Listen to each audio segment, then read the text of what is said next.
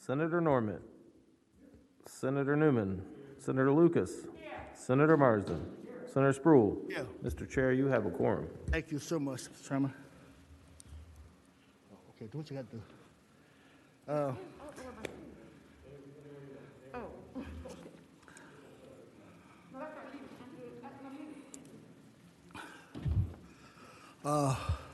We have the Delegate Bourne, who is chair of a committee, who has to get back, so we want to call on his two first. He has 2048 and 2049. Delegate Bourne, are you there?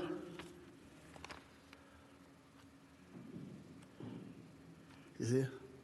Okay. We want to start by 2048. It's the Delegate Jeffrey Bourne. We're going to do that one first, 2048, and then 2049.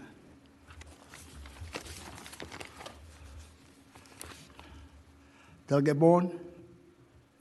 Mr. Chairman, Delegate Bourne is not on the Zoom. Delegate Helmer is the only member on right now. She's the only member? All right. I can't wait on nobody. Let's go. Delegate Herman, how you doing today? I'm doing pretty good, Mr. Chair. Can you hear me? Yes, sir. Yes, sir. Let's go. What you got? What number? Mr. Chair, I'm here to talk about House Bill 1914, and I believe there is a substitute. All right. Have a motion for the substitute? Mr. Chairman, Yes, sir. I don't mean to get us off on the wrong foot or delay us, but some of these issues that we are dealing with today are pretty complex and have got significant impacts. And if they're going to start dropping substitutes that make some significant changes, I'm not interested in taking them up today because I want to be certain exactly what they are trying to do. And I'm always suspect in areas like this where it comes out of the House or comes out of the Senate and then there's a substitute dropped with no advance notice. Okay, this substitute, the one that we're talking about now, this one, this is the first time we've seen this substitute? Tom? Mr. Yes, Mr. sir. Chair, this is the substitute. This is the language. It's just a couple of sentences. The clerk may be able to read it out, and this is the one you and I spoke about. Okay, but we're going to hear Yesterday it. evening, Yes, Mr. sir. Chair. You got it. Please read the substitute.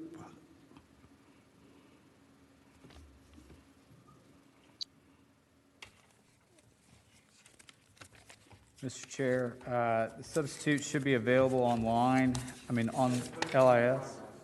Pardon? It says posting in progress, I think, from on the right.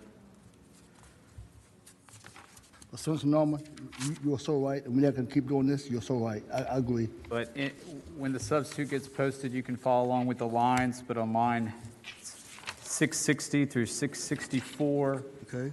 It eliminates the $50 million rate reduction limit.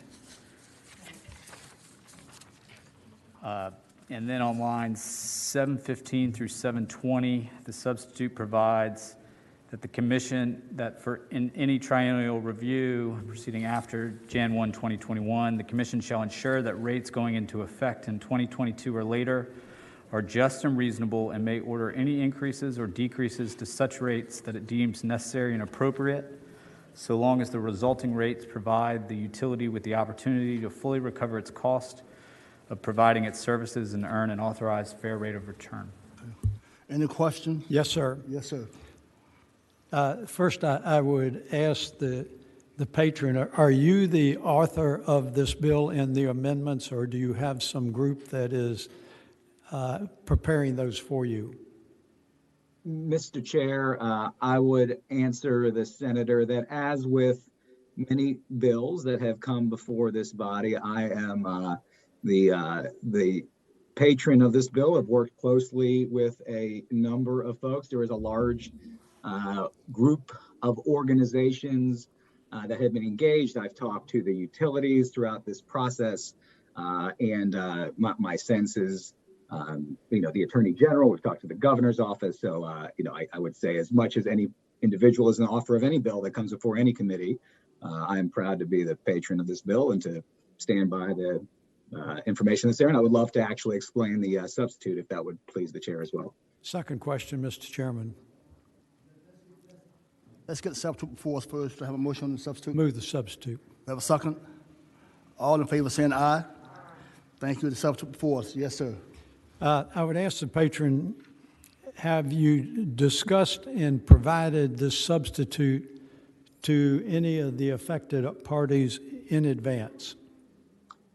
Mr. Chair, I'd answer that as my understanding that APCO has seen the substitute. I believe the substitute has been seen by Dominion as well. They can testify to it, but as if you like, I mean, we can literally read the words as well, Mr. Chair, if that would please folks, because it's No, sir. not particular. No, sir. Mr. Chairman, Yes, sir. you haven't been subjected to my obnoxious personality before, but I taught law school for 11 years. And one of the things I told my students is words mean something. So I am never persuaded when someone tells me to read a couple of lines and digested. Words mean something. And I just want to be certain that there is an even playing field that is going on here and that the affected utilities have had an adequate time to review the language and to comment on it. Thank you, Mr. Chairman. Thank you, Mr. Chairman. But you got to also realize, as long as I've been in the Senate and the House, there's nothing new about a substitute being before in a committee. This is the first time we have seen it. So I appreciate what you're saying, but there's nothing new. This is something going on since I've been here, that a substitute would come before us, and we would look at the substitute and act on it right then. So it can go forward. Any other question by any other committee? Any other questions from members of the committee? If not, we're going to open up. We have the speakers? Mr. Chair, we do. Would it be worth me explaining this substitute, Mr. Chair? Please go ahead, if that'll help. Yes, sir. Yeah, thank you, Mr. Chair. As House Bill 1914 is a bipartisan bill, and I think it's actually pretty straightforward. It says simply that after review all the costs of a utility, the SCC should have the power to either increase or decrease rates so that the utility recovers those costs and a fair rate of return. I appreciate all the time that many of you on this subcommittee have taken to talk with me about the bill. One of the concerns I heard about my original bill as it came out of the House, and one of the reasons we have a substitute, is that because it touched on how a utility could account for costs in the past, it had a bearing on cost recovery from the period 2017 to 2020.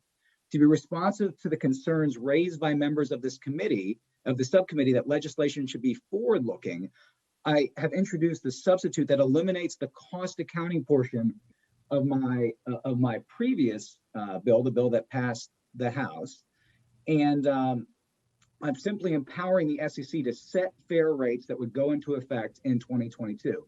It's a cleanup, forward-looking bill that is fair, allowing full cost recovery, including rate increases if necessary, to cover clean energy investments, while also allowing rate decreases if current rates would result in a utility recovering more than its cost, plus a fair rate of return.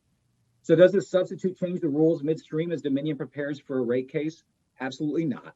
Nothing changes in how Dominion would prepare for its rate case. Its costs are its costs, its accounting entries are its accounting entries, and its capital plan is its capital plan. Those costs are viewed through the exact same lens as Dominion would have expected them to be looked at. Dominion continues to be able to apply CCROs. The only difference is that at the end of the rate case, the SEC can set new rates that go into effect in 2022 if the commission finds new rates are appropriate. And am I saying the SEC doesn't currently have the power to set rates? Yeah, I am saying that. And this bill would clean up the code to clarify that they have that power. Okay. So I hope this committee will look Just upon this bill favorably, and I look forward to your questions. Thank you so much. How many speakers do we have in the queue, please? Mr. Chairman, we have 2 members of the public ready to speak. Yes, ma'am. We'll give them 2 minutes apiece, please. First, we have Bill Murray. Please unmute and go ahead. Mr. Chairman, members of the subcommittee, Bill Murray with Dominion. I am at the disadvantage of not having seen the substitute. I think I wrote down the language as I heard it. It appears to be similar language that appears in at least one of the other, possibly 2 of the other bills that you have. I would express a couple concerns. The bill, as I understand it, and again, I'm relying on what the clerk read, and I may not have caught it all. I think the bill is still meant to apply to the case that we're getting ready to file in March. Right. And how that case is decided. So that would be the first concern. The second concern would be it would appear to empower the commission to adjust rates irrespective of whether the utility has over-earned or under-earned in either direction. I think there's some similar language in a couple of the other bills before you.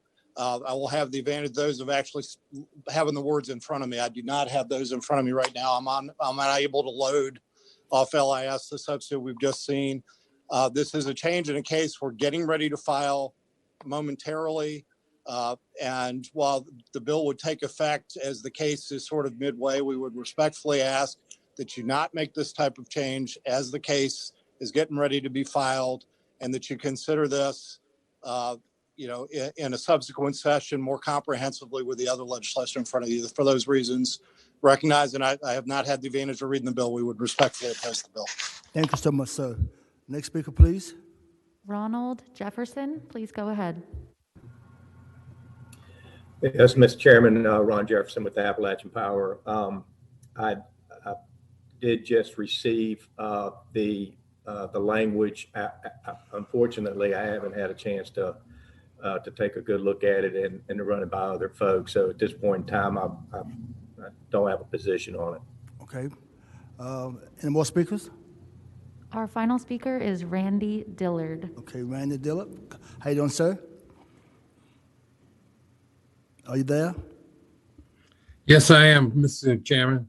Thank you for your time. Very shortly, I just think it's premature to make these type of changes, knowing that in the month of March, and I represent LIUNA, Laborers International Union North America, and we just feel it's sort of premature to make this type of change with the March case coming forward. So we are opposed to this bill. All right. Thank you so much. Any more speakers? That's it?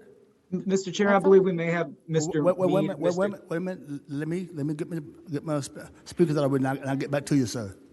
I'll get back to you. Any more speakers in the queue? Mr. Chairman, we have one new hand raised by Mead Broder. And this the last speaker? Yes, sir. All right, please.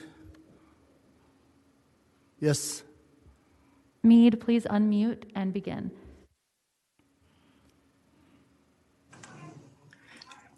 Yes, can you hear me all right and see me? Yes, please. Yes, thank you. Mr. Chairman, this is Mead Browder for the Office of the Attorney General's Division of Consumer Counsel. I'll keep my remarks within the 1 or 2 minutes you've requested. I'd start by simply saying that the Attorney General's Office was closely involved in the re-regulation legislation back in 2007.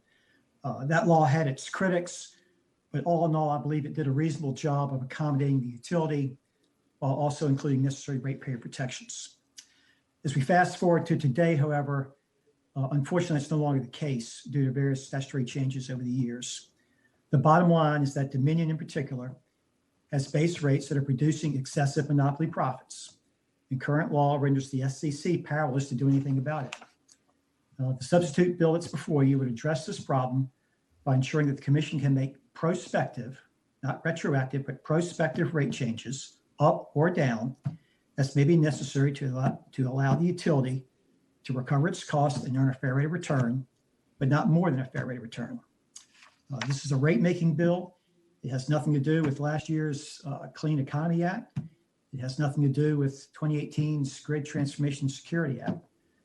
Any new investments and programs envisioned by those acts should not be affected by this bill. Again, it's not retroactive, and we support the bill for the reasons stated. Thank you so much, sir. Are they all the speakers? Yes, sir. That's all of them. We have, before I let the delegate wrap up, any more comments from the members? Before I let the wrap up. If not, I've delegate. got comments. Who said that? I do, sir. Yes, sir, please. But only at the appropriate time, sir. Yes, sir. Delegate, are you there? Mr. Chair, I'm here. Yes, Yes. Mr. All right. You want to wrap up, please? Mr. Chair, I think all I was interjecting for before was to make sure you were aware that Mr. Browder was on the line. Again, this is a forward-looking bill about how rates are set in the future. It does not change in any mechanism how one prepares for or what the costs were in a rate case. And it gives a real opportunity for us to ensure that our utilities are fairly compensated for their costs and a fair rate of return, while also ensuring that ratepayers don't overpay in the future, while we make sure we continue to lay the groundwork for investing in clean energy. And I'm happy to answer any questions. Thank you so much. We're going to wrap it up now, Senator. Mr. Chairman, a couple of thoughts as I listened to the patron and the witness, and the term fair or fairly was used repeatedly. I started to ask Meade Browder, who I've known for many years because I've been involved in this electrical business for about 15 years. Doesn't mean I know any more than anybody else, but I can't imagine that Mr. Browder, as an attorney, would appreciate being in the middle of a case for all of a sudden somebody to slap something on him at the last moment that he hadn't had a chance to review. I'm sure the patron spoke in good conscience, but one, we know that Mr. Murray, who spoke on behalf of Dominion, would have certainly read the substitute had he had the opportunity, because that's his job. And so he indicated, contrary to what had been suggested, that he had not seen it and his people hadn't read it. And then along comes APCO, which really is not as much a subject of this bill and some others as Dominion, and indicates that he really had not had an opportunity to go over it and have it reviewed by his people. So therefore, they had no position. That's not what I call fairness. Another point, Mr. Chairman, is this, that in March, a case will be filed before the State Corporation Commission, and that case will go on for some period of time, but on July the 1st, absent an emergency clause, this bill would go into effect if passed. So thereafter, whether it's Dominion or APCO, has filed a rate case based upon the then existing law. On July the 1st, the law would change if this bill was passed, and that doesn't seem quite cricket to me either, Mr. Chairman. So for that reason, and for no other reason, I will vote against this bill. Comments from members? Mr. Chairman. Yes, sir. Who's speaking, please? Yes, sir, Mr. Dr. Moon. Mr. Chairman, I'm concerned a lot. I mean, I am one that on this committee has voted to kind of repeal the Wagner rules in the past. I know that has not put me in favor of some, but to have a substitute this large come in and understanding that APCO is my guys, right? So I don't have Dominion in my area, but we know that they're going out for a petition for reconsideration. And to say this is not retroactive, but understanding that they're coming forward with a new petition for reconsideration that could very easily fall within this seems to me to be somewhat fundamentally unfair. So I, Mr. Chairman, am struggling for those purposes. Thank you so much. Senator Newman, Mr. Thank Morrison. you, Mr. Chairman. I appreciate Delegate Helmer's diligence on this bill, and because the amendment did come in, or the substitute did come in somewhat late, we'll have full committee on Monday, and with that, I would like to move that we recommend Senate Bill. Mr. Chairman. I'll get you in a minute, Senator Lucas. Okay, yeah, he was going to make a motion. I'm not accepting the motion. Okay. Senator Lucas? Yes, I thought I heard a motion coming. That's No, why I sir. wanted to jump in there real Yes, quick. ma'am. Go ahead. Now, I want to also commend Delegate Helmer on the work that he's done on this bill. These energy bills are always difficult, but my position has been pretty much the same. And of course, this amendment coming in at this hour makes it even more difficult for me. So for that reason, I would not be supporting the bill either. Before I take a motion, let me let the members know and those who are in the queue to understand is that being up here 30 years, I can tell you numerous of times that a substitute has come and you had less than 30 seconds to vote on the substitute. So it's nothing new. And nothing new that the substitute, come on, Louise. What? It's nothing new from Dominion or APCO or anybody else, including every member on this committee. It's nothing new that a substitute come on the floor and we have less than 2 or 3 minutes to vote on the substitute. So I'm not going to buy that. So that's why I decided to hear the substitute, because I can tell you the numerous of times that a substitute come on the floor and I look at my colleagues and say, how are we voting? What does the substitute say? We have not had time. So with that, that's why I decided to hear the substitute. Now we're ready for a motion. Thank you, Mr. Chairman. And that is the one great thing about subcommittees is it allows us to send something up to the full committee for consideration. And with this amendment coming in a little bit, or substitute coming in a little bit late, it will give the members time to and Dominion time to absorb it. And with that, I move that we recommend House Bill 1994 to the full committee. Do we have a second? Substitute motion. Substitute motion? Mr. President, excuse me, Mr. Chairman, Yes, sir. got you confused as president or governor over there. I like that. I like I know that. you do. I'm going to move to pass bill by indefinitely, and I just, one of the interesting things about modern technology and communication is there are people that are observing what we're doing. And I just got an email from the firm that represents APCO. They just got the substitute. I'm not surprised, Mr. Norman. So for that, I move to pass the bill by indefinitely. Mr. Chairman, point of... Do I have a second? Mr. Chairman? Wait a minute, wait a minute, parliamentary. wait a minute, Senator Norman. Do I have a second first? Yes, all right, yes, sir. Parliamentary inquiry. Would the motion actually be to move to recommend PBI to the full committee? I don't think we're able to act here on that matter. Is that correct? Mr. Chairman, I would say that this committee really doesn't have final dispository authority on it, but we can recommend that we don't report it to the full committee, or we can recommend that we report it with a PBI. Thank you, Mr. Chairman. I just wanted to make sure we had the word recommend in there somewhere. So what is the motion, sir? That would be my motion, sir. Say it again, please, so I can understand. Yes, sir. I don't have it before me. You mind say it again? Mr. President, Mr. President, my motion would be to recommend that it be PBI'd with a recommendation to the committee that it be PBI'd. And we have a second by Senator Newman. All minds clear? Call a roll. All in favor of the motion, please vote. Do we call a roll? We call a roll? Please call a roll. Senator Marsden. No to PBI recommendation. Senator Lucas. Aye. Senator Newman. Aye. Senator Norman. Aye. Senator Spruill. No. Ayes 3, noes 2. Thank you, sir. Mr. Hammer, thank you so much. All right. Mr. Chair, Do we thank you, have members of the subcommittee. You're right. We have Delegate Bourne. Are you in the queue now? Delegate Bourne, are you there? Mr. Chair, I am here. Thank you so much. I know you had the chair of the committee, so we're going to get you out of the way so you can get back to your committee.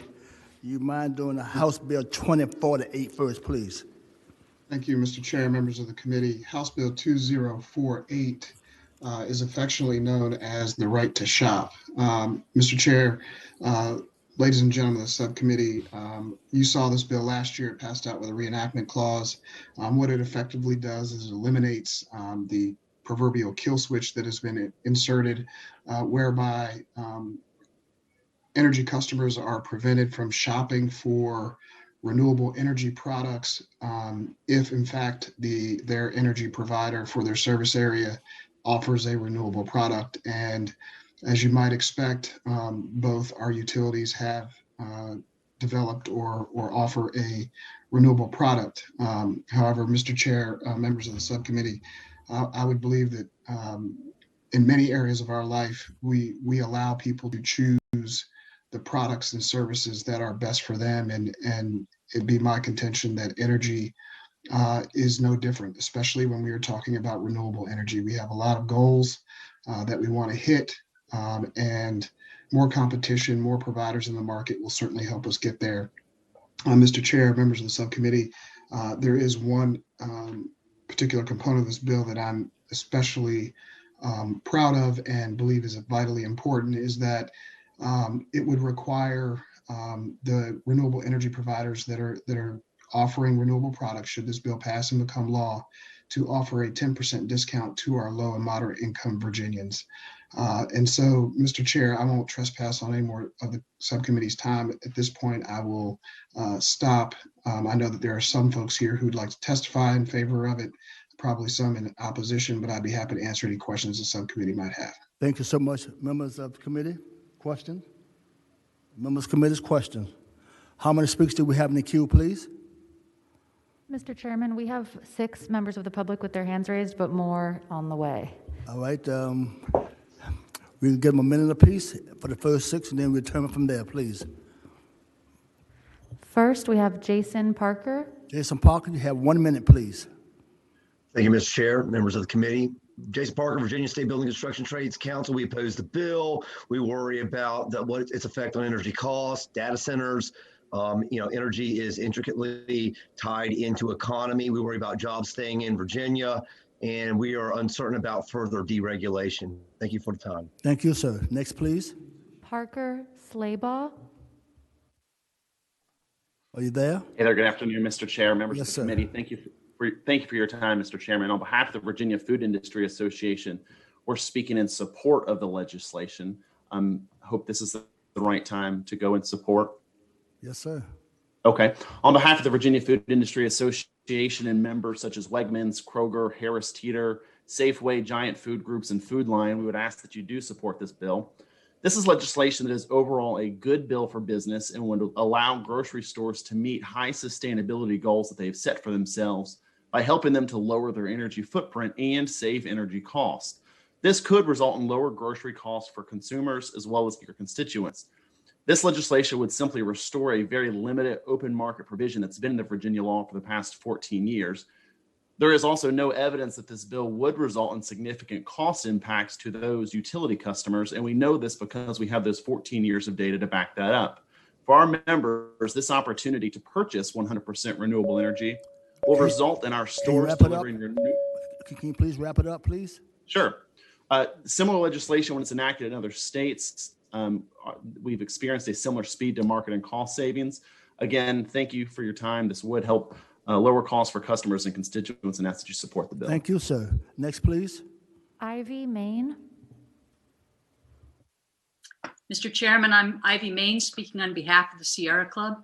I hope you will support this bill. I'm excited about it personally, but more importantly, we have a big issue in the Commonwealth on the increase in data centers.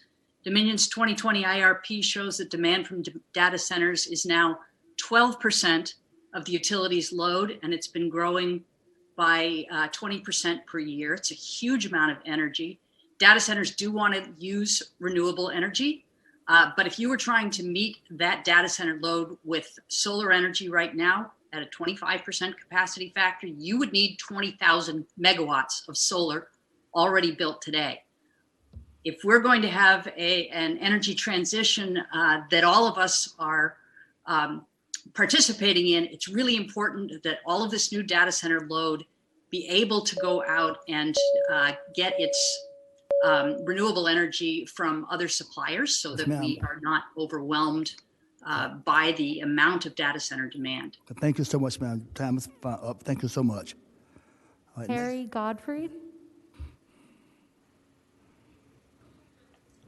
Mr. Chairman, members of the committee, Yes. I'm Harry Godfrey, Executive Director, Virginia Advanced Energy Economy. Are you able to hear me? Yes, sir. Thank you. On behalf of our business coalition that includes both renewable developers and Fortune 100 companies, I'm pleased to rise today in support of this legislation. As Virginia's grid continues to transition towards clean energy, this provision is going to do so to allow us to ensure that we do so in a really cost-effective manner by injecting much-needed competition. We hope it's the will of the subcommittee to approve this bill and pass it on to the full committee. Thank you, for your sir. time. Next, please. Jennifer Spinosi. Good afternoon, Mr. Chairman. This is Jennifer Spinosi. I'm with Clean Choice Energy. We're a DC-based renewable energy company that primarily serves residential customers. We offer exclusively 100% wind and solar energy products. And part of our value proposition is really the customer experience and connecting our customers who want to support and use renewable energy with other products and services that might be of interest to them. I'm here today to urge you to support this bill, to pass it on to the full committee. And also, being a DC-based company, we have a number of employees that are already in Virginia. We're an actively growing company, and we'd love to continue to hire in the state. Thank you so much. Next, please. Brian Gordon, please unmute and go ahead. Thank you very much, Mr. Chairman, members of the subcommittee. Brian Gordon on behalf of the Apartment and Office Building Association and the Virginia Apartment and Management Association. Our members own and manage commercial office and multifamily residential real estate throughout the Commonwealth. Prior to the window closing, many of our members actually took advantage of the opportunity to transition over to 100% clean and renewable energy, and did so actually saving costs from Dominion's brown power rates. So we really see this as a win-win, and we ask for your support. Thank you so much, sir. Next, please. Trist Lockwood. Mr. Chairman, members of the committee, my name is Trias Lockwood. I'm with the Governor's Office. We support the bill. Allowing for customers to have access to purchase 100% renewable energy would open up the market for new renewables and is especially important to companies in Virginia that have clean energy targets. Thank you. Thank you so much. Next, please. Bill Murray. Mr. Chairman, Bill Murray on behalf of Dominion Energy. We would respectfully oppose the bill for several reasons. This is full-on deregulation. There's no limits as to size or number of customers involved. Last year, you all approved a pilot program asking the SEC to look at a limited customer choice program, report back to you. That has not occurred yet. The bill is not limited to Virginia. It applies to out-of-state resources, including decades-old hydro. And we will also welcome the comparison between regulated and deregulated states. Typically, deregulated states have rates about a third higher than in fully regulated states like Virginia. And for those reasons, we would respectfully oppose the bill. Thank you, sir. Next, please. Lastly, we have Ronald Jefferson. Mr. Jefferson, are you Mr. there? Chairman. Yes, sir. Thank you, Mr. Chairman. Ron Jefferson, Appalachian Power. We too oppose the bill for same reasons that we just heard with Mr. Murray. In addition to that, one of APCO's concerns here is as a utility whose load has been declining and flat over several years now, any kind of policy that takes customers away is just going to add additional costs to those who remain, and therefore we can't support it. The other issue that we have is we passed a bill a couple years ago that addressed some of this cost issues with our large customers, customers that could shop 5 megawatts and more. We think that this bill could undo that by simply those customers no longer participating in what's A3 of the section of the code and just start participating in A5. So we think it undoes that piece of legislation. Therefore, we ask that you not support the bill. Thank you so much, sir. Comments from the committee? Either motion. Mr. Chairman, I'd move to pass the bill by indefinitely and speaking to the motion. Yes, sir. And I mean this with sincerity. Delegate Bourne has worked very hard on these issues and is passionate about it. And I know his mind and his heart is in the right place. Here's the issue that I have, and I try to look at this a little more holistically. And I think Mr. Murray made a couple of points. First of all, I'm concerned. I remember we passed a bill asking for a pilot program, and we don't have the result. And I would like to know what the results of that are. Secondly, that we're enhancing out-of-state competition. Ivy Main convinced me to vote against the bill. We, by a matter of policy in Virginia, have been embracing data centers and placing them in rural as well as urban centers, and they are a significant contributor to the tax base. But here's my issue, is that we are pressing Dominion and APCO to a lesser degree to go to renewable energies. Dominion is spending millions, if not billions of dollars at the insistence of the General Assembly to build offshore wind. And in fact, you will recall that there are some set-asides within that legislation. So we want APCO and Dominion to invest billions of dollars in renewable alternative energy, but yet we want to cut into the marketplace. And obviously they need to recover at least the cost of what they're investing in it. So I would ask we pass it by, but somebody needs to get on and let's get this pilot program report out so we can look at it objectively, sir. Do we have a second? Any other comments? If not, it's been properly moved and second. The bill be PBI indefinite. Call a roll, please. Senator Marsden. Senator Lucas. Senator Newman. Senator Norman. Aye. Senator Spruill. Aye. Ayes 5, no 0. Thanks so much, Mr. Bourne. I believe we have one more. Sir, Mr. Chairman. 1 second here. 2049. Yes, sir. Mr. Chairman, members of the committee, House Bill 2049 eliminates what is called the customer credit reinvestment offset. Mr. Chair, members of the committee, I don't need to explain to anyone on the committee what that does. But it does. It is yet untested. It prevents utilities from using already approved projects to deny customer refunds and prevent rate reductions moving forward if we were to eliminate this. I think it needs to be said because I'm sure that we will hear some version of the opposite, but it does not prevent them from earning their profit, recovering their costs. They are not left without option to do that.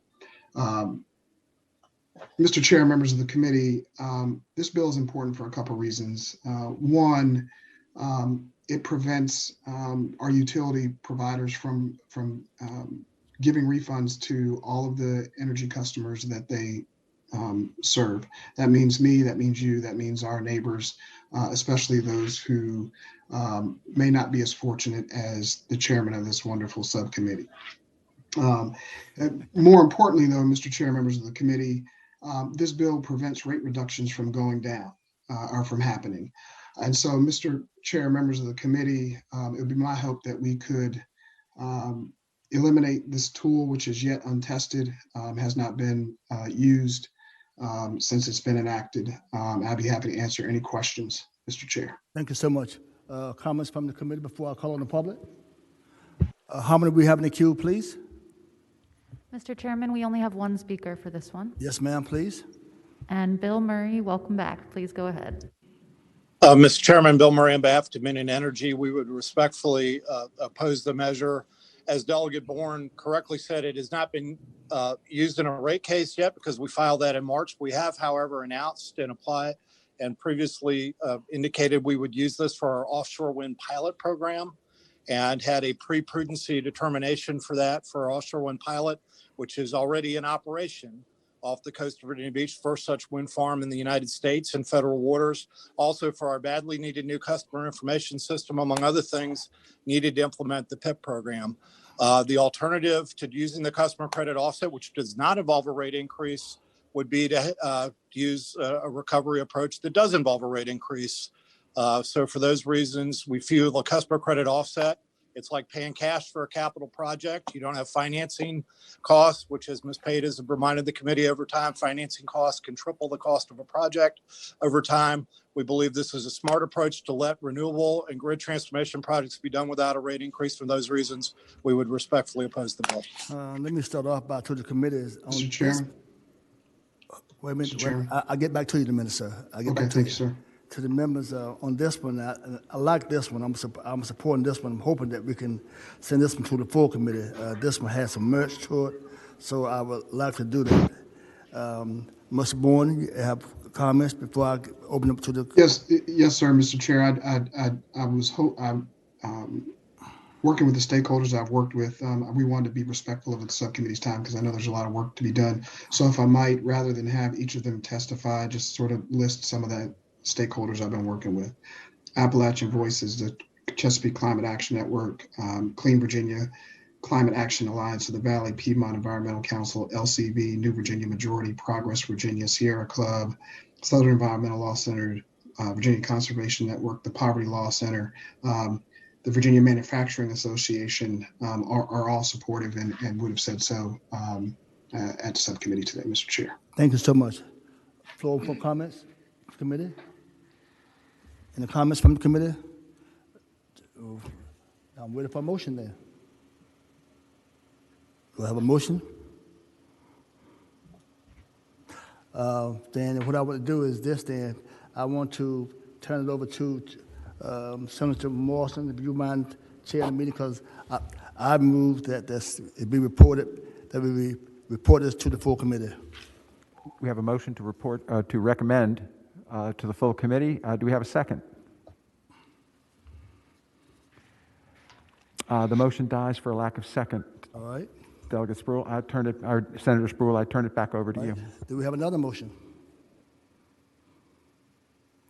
Then we don't have no motion with no one, then I'm going to recommend this to the full committee.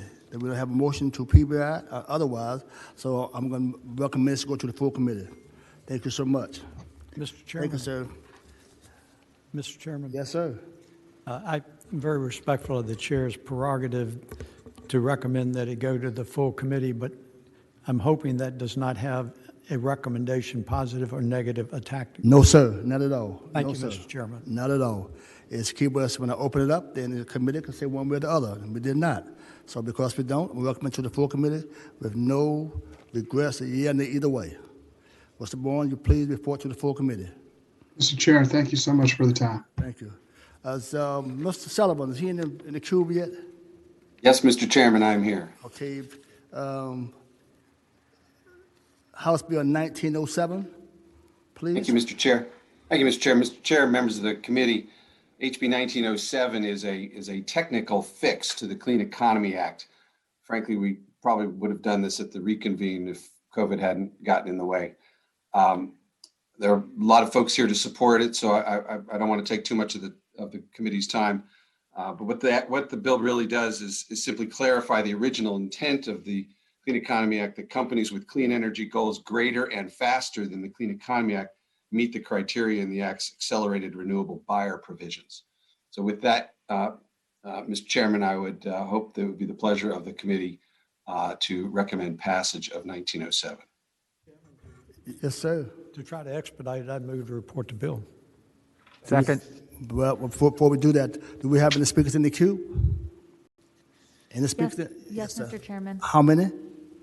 2 hands are raised. Let's get them 30 seconds apiece, please. Patrick Cushing, please start us off. 30 seconds apiece, please. Patrick, please unmute. There we go. Thank you, Mr. Chairman. Thank you. Patrick Cushing, on behalf of Facebook, we support the bill. The good news is with the action today to report the bill, the purchases by Facebook of over 500 megawatts of wind, primarily solar energy, but renewable energy will be counted towards the Dominion's goals on the Clean Economy Act. So we urge your support, and we have worked with Dominion, the administration, and several others, and I don't think there's any opposition to the bill. So thank you. Thank you so much, sir. Next, please. Treast Lockwood. Mr. Chairman, members of the committee, Trias Lockwood with the Governor's Office. We see this as a technical clarification and we support the bill. Thank you. Thank you so much. If no other comments, Chair, was there the motion to report? Report, sir. Have a second? So it's been properly moved to second report. Please call the roll. Senator Marsden. Senator Lucas. Senator Newman. Senator Normand. Aye, sir. Senator Spruill. Aye. Sorry, ayes 5, no 0. Thank you so much. Do we have Mr. Kilgore? Mr. Chairman? Yes, sir. This is Delegate Sullivan. I did have a second bill. I'm happy to wait. Yes, sir. No, sir. Let's do it first. I apologize for that.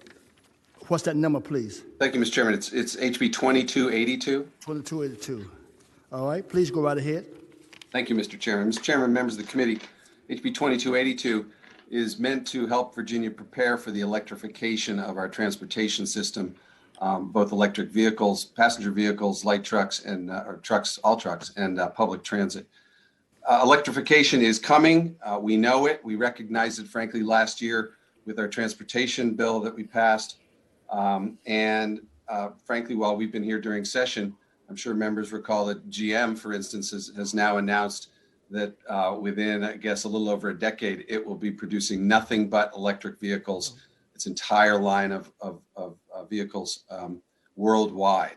So this is happening, and the question is, how can Virginia get ready for it? The bill directs the SEC to utilize and convene a public process, including the Department of Transportation, DMME, DEQ, and all private sector stakeholders to analyze and consider a wide range of issues and try to help us, the General Assembly, plan for how to particularly prepare our infrastructure our charging infrastructure to support the electrification of the network. It would include private and public efforts to deploy that infrastructure. It's important to get Virginians into electric vehicles. I might also add that we, of course, are always looking to attract other people from other states. And this, frankly, has an importance to tourism in the sense that we want to make sure that people driving electric vehicles from other states feel comfortable coming to Virginia because we'll have a sufficient infrastructure to support them.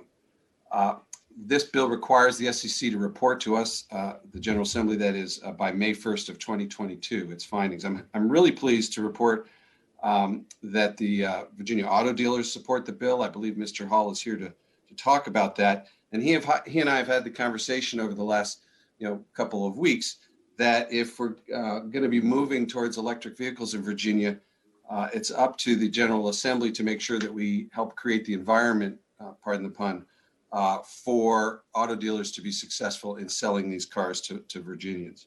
So that's what the bill does, Mr. Chairman. It also has language dealing with when utilities, when they're investing in electrification, how they recover their costs through utilities base rates. But it is essentially a bill convening a work group to get back to us with recommendations on how we can best lay the groundwork for improving our infrastructure for electric vehicles in Virginia. Thank you, Mr. Chairman. Thank you so much. Mr. Chairman? Yes, sir.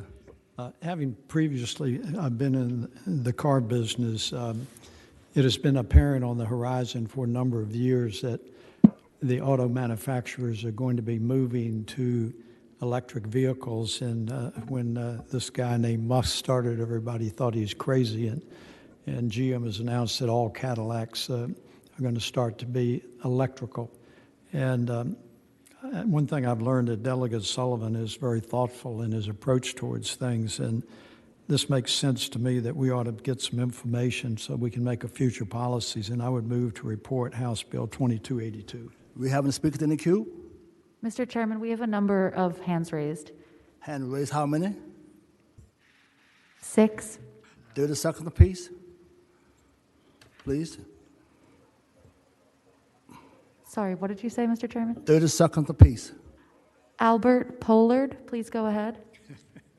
Thank you, Mr. Chairman. Albert Pollard with the Energy Action Fund. Since there's a recommendation to report, I'll simply say I'm speaking on behalf of a large number of environmental organizations who support the bill. Thank you for your time. Thank you so much, Albert. Next, please. Lisa Guthrie. Good afternoon, Mr. Chairman. I'm Lisa Guthrie with the Virginia Transit Association, and I speak in support of this bill. It's a good baseline evaluation of transportation electrification benefits. Our transit providers are anxious to move toward clean vehicles and welcome the SCC's review and report. Thank you. Thank you so much. Next, please. Bob Shippey, please unmute and go ahead. Thank you, Mr. Chairman, members of the committee. Bob Shippey with Sierra Club. We support the bill. Thank you. Thank you, sir. Next, please. Harry Godfrey. Mr. Chairman, Harry Godfrey, Virginia Advanced Energy Economy. We're pleased to support the bill. Thank you. Thank you, sir. That's it. Next, please. Don Hall. Mr. Chairman, thank you. As Senator Norman said, we are very enthusiastic and we know that the EVs are our future and we're glad to be able to support this bill. Thank you, sir. Is that it? Lastly, we have Dana Wiggins. Okay, Dana, how you doing? Hi, Mr. Chairman, members of the subcommittee. Dana Wiggins with the Virginia Poverty Law Center. We definitely want to thank the patron for bringing this bill and appreciate his eyes towards a good amount of study, but also protecting ratepayers. We appreciate it. Thank you so much. Thank you so much. It has been moved and second. The bill will be reported. Call a roll, please. Senator Marsden. I think we have to have a second on that first. I thought my cousin back there. Oh, excuse me. Newman is second, yes. Excuse me.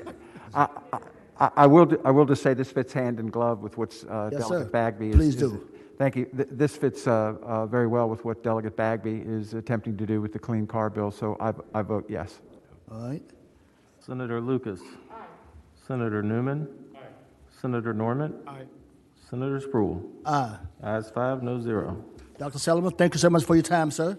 Thank you, Mr. Chairman, members of the committee. You all have a great day. All right. I'll see who is next here. Next, Dr. Kilgore, you there, my friend? We came in together, Central Normal. Thank you, Mr. Chairman. Can Yes, you hear me? Yes, sir. Go ahead, please.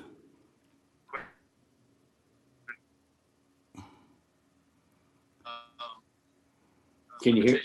You're off there for a minute. Can you hear me? Yes, sir. Trouble. We can't hear. Can you hear me? Yes. Okay, can you hear me now? Yes, sir. Okay, sorry, Mr. Chairman. Thank you. Great to see you. Great to see you. I have House Bill 1925, which establishes a Virginia brownfield and coal mine renewable energy grant credit. And what we're trying to do with this is put renewable energy projects on site on previously disturbed lands, such as mine lands, landfills, rooftops, and things of that nature, and try to keep it off of our farmland. Farmland is very beneficial to society. So this establishes the Brownfield and Coal Mine Renewable Energy Grant. It awards it on a competitive basis, and we're looking at for the U.S. EPA money. We had some conversation with the EPA over the year, and we think that we'll be able to get some EPA funding to start this program. So that's basically what the bill does, Mr. Chairman. Thank you so much. We have any speakers in the queue? Mr. Chairman, we have 3 speakers. 30 seconds apiece. Chelsea Barnes, please start us off.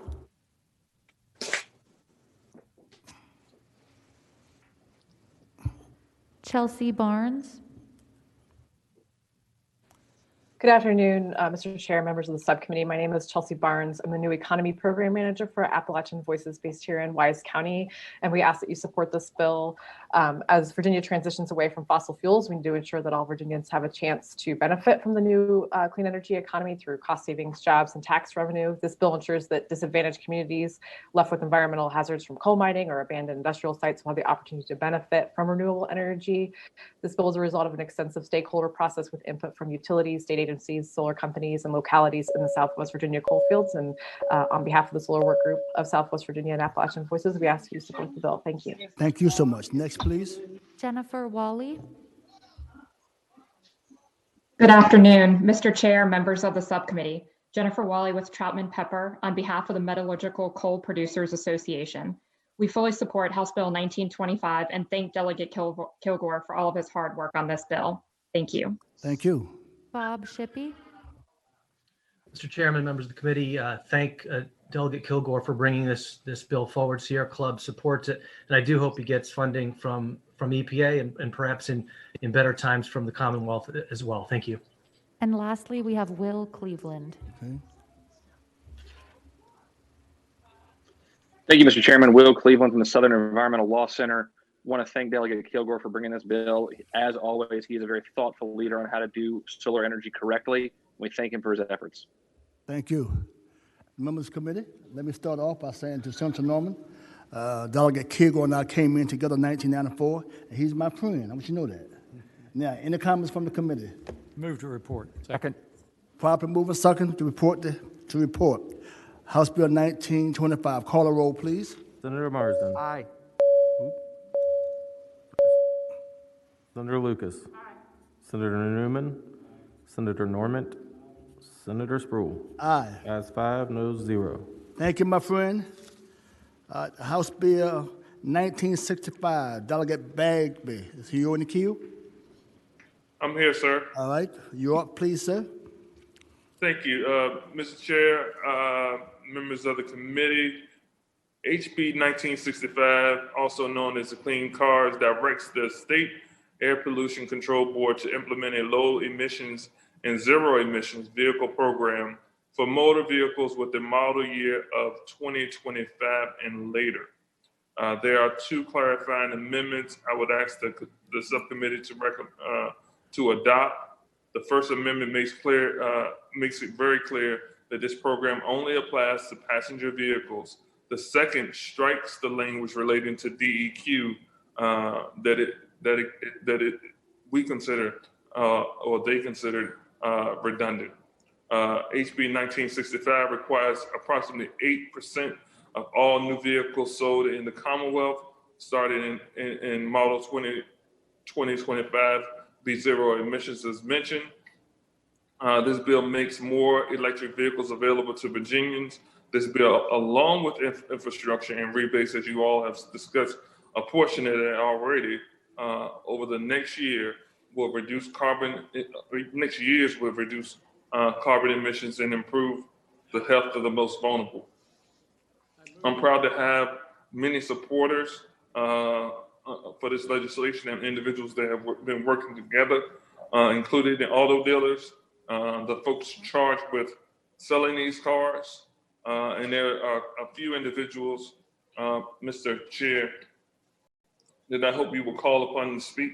One being Don Hall with the auto dealers, Chris Bass with representing the administration. Dr. and Mr. Chairman, my chairman, you let me do the calling. You know, you're my friend. Don't mess it up now. You know that. I'm recommending. I'm making a recommendation.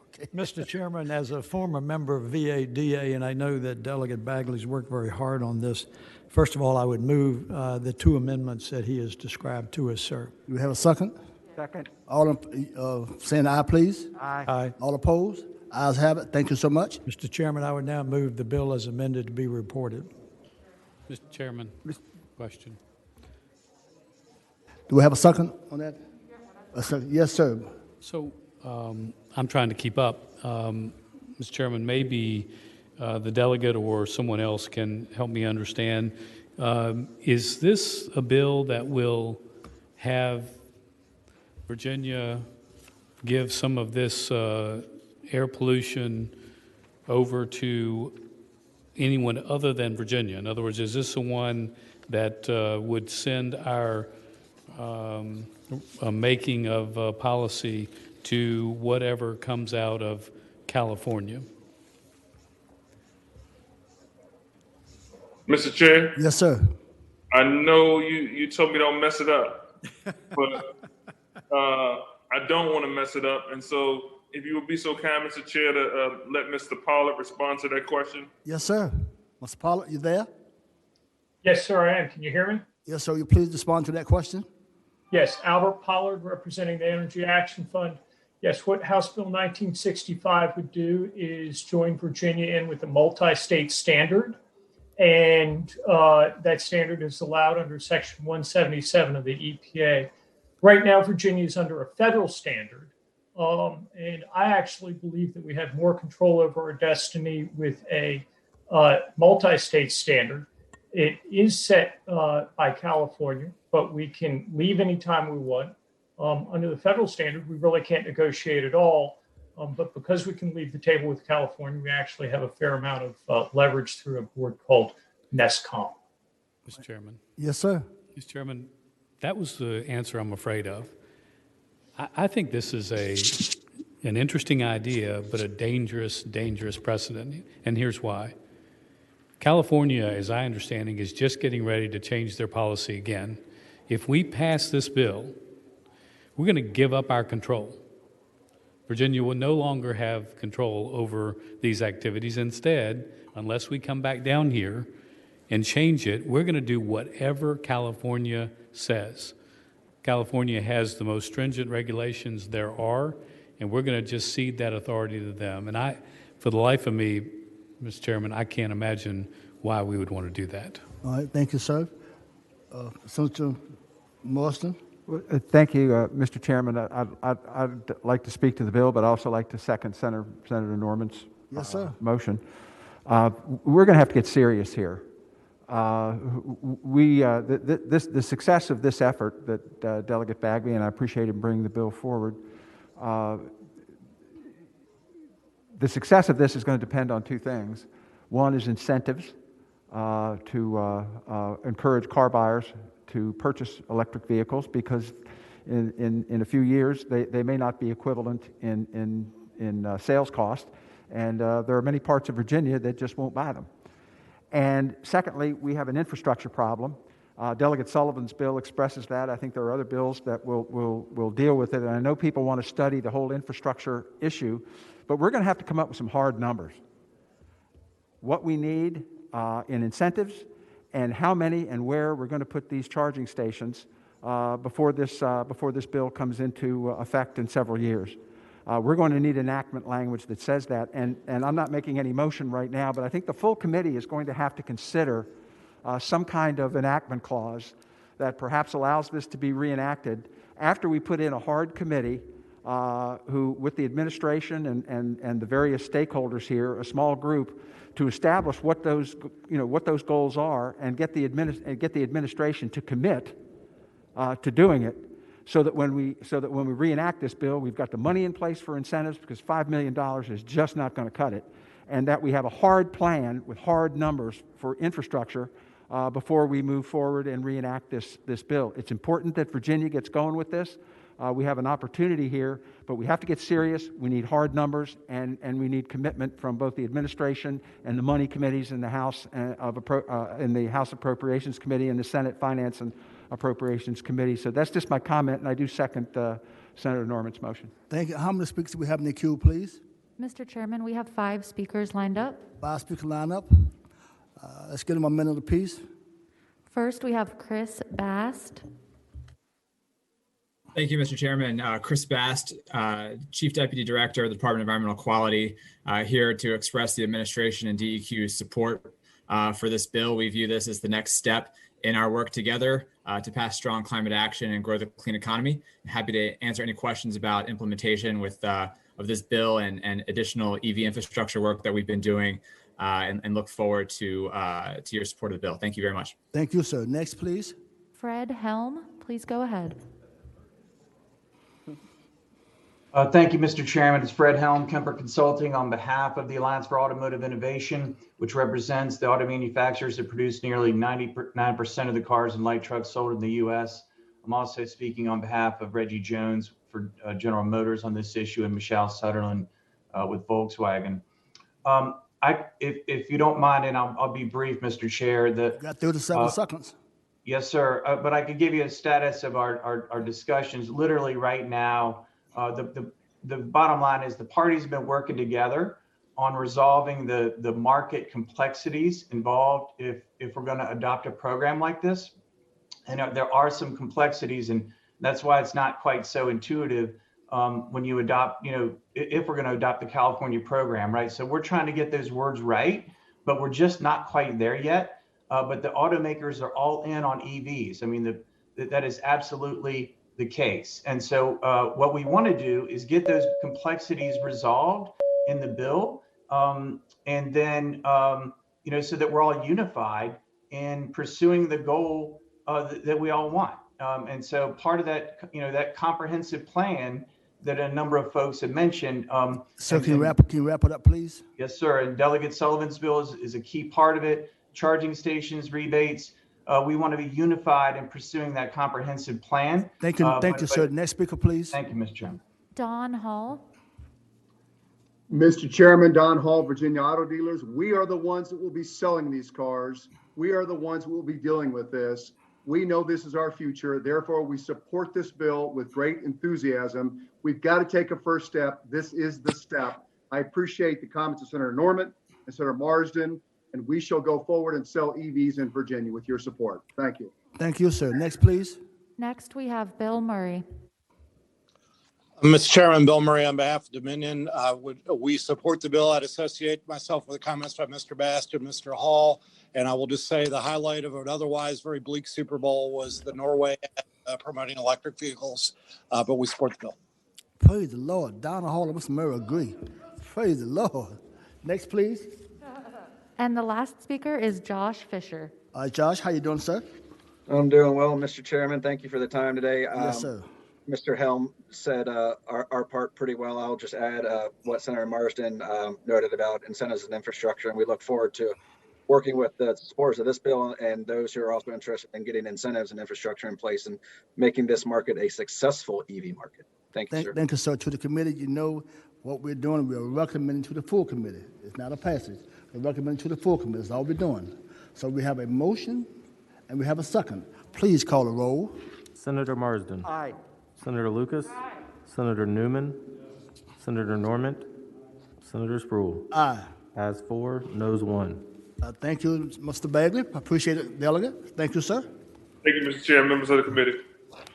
All right, now we have Is there Hudson, Delegate Hudson in the queue? You next? Yes, sir, Mr. Chairman. Yes, ma'am. House Bill 1894. Thank you, Mr. Chairman and members of the subcommittee. Then Delegate Murphy is next. All right, please.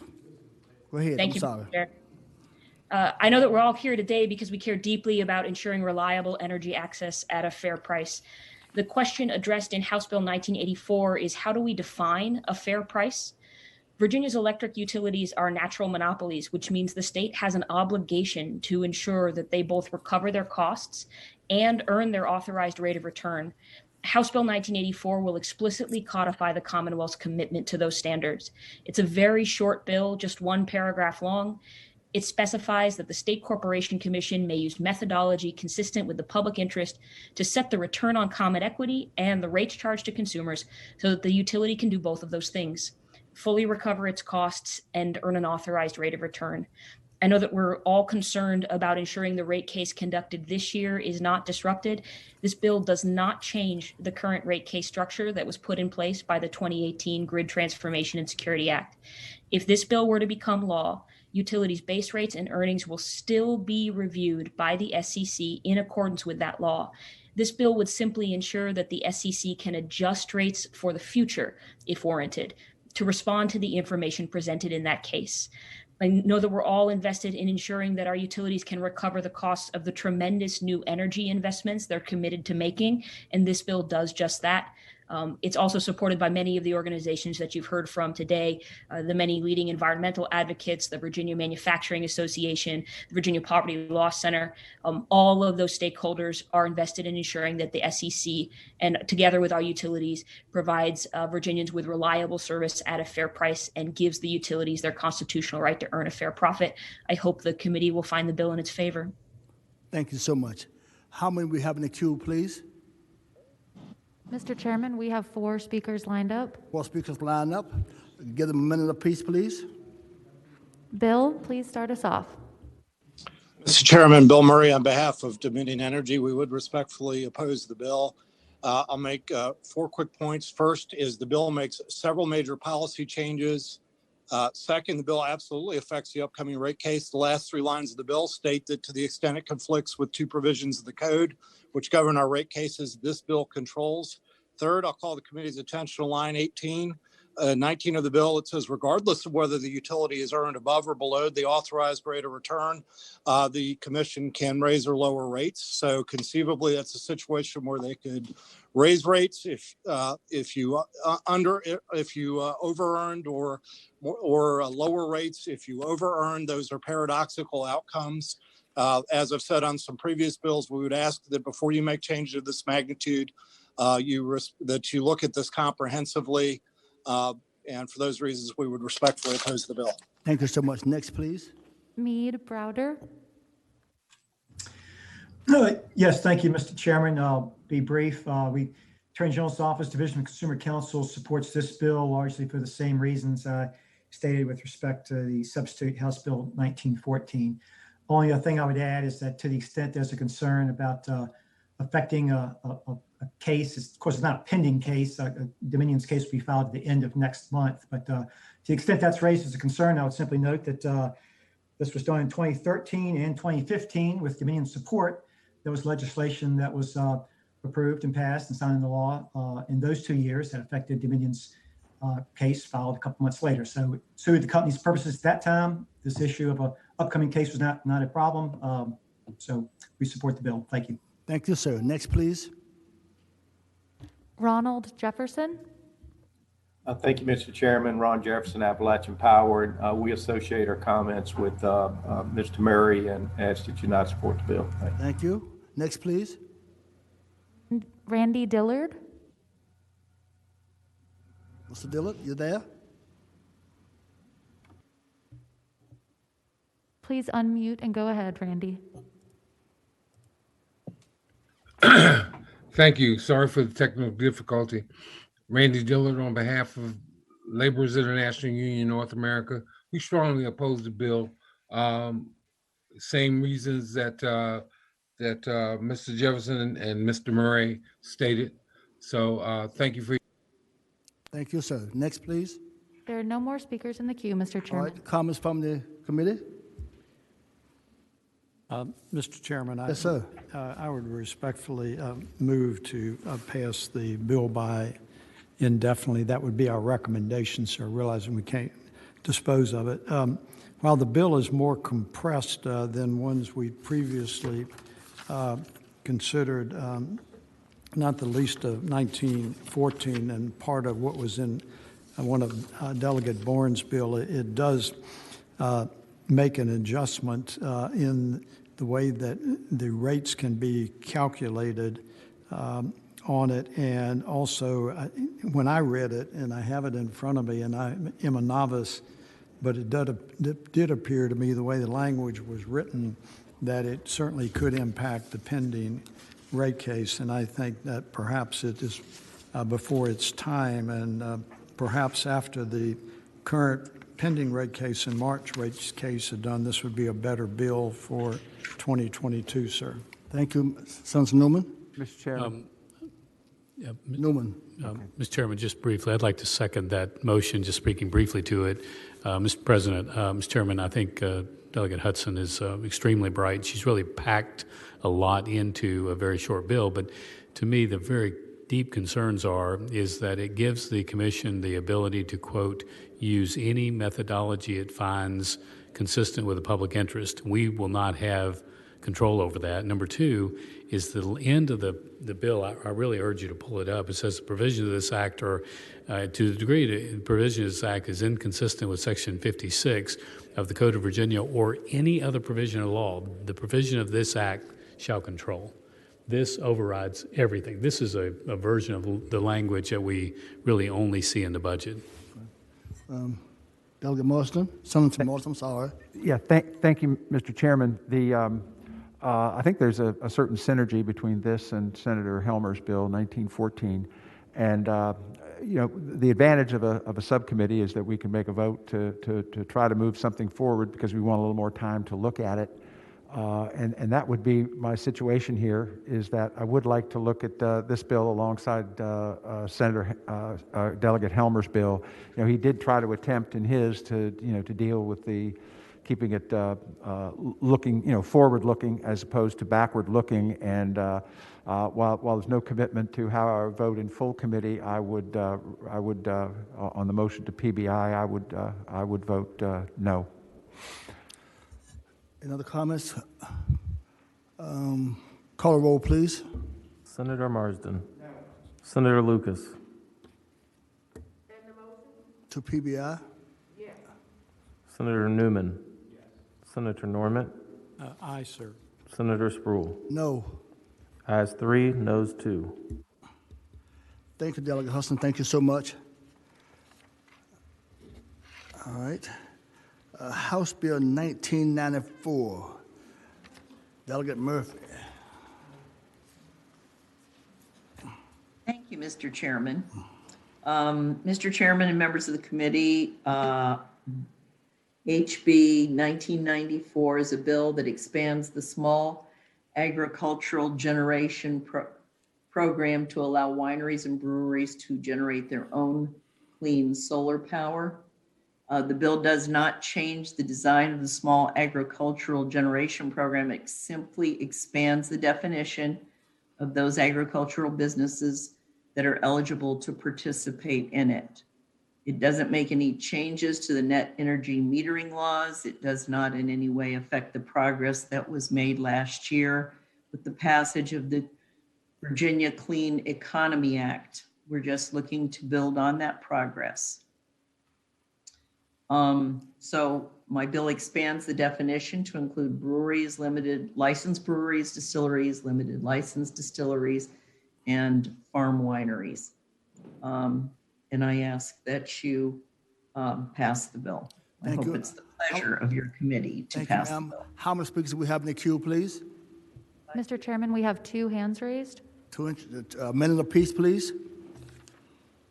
Ronald Jefferson.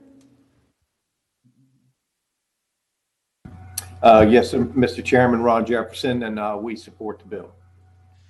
Thank you so much, sir. Next, please. Sadie Gray.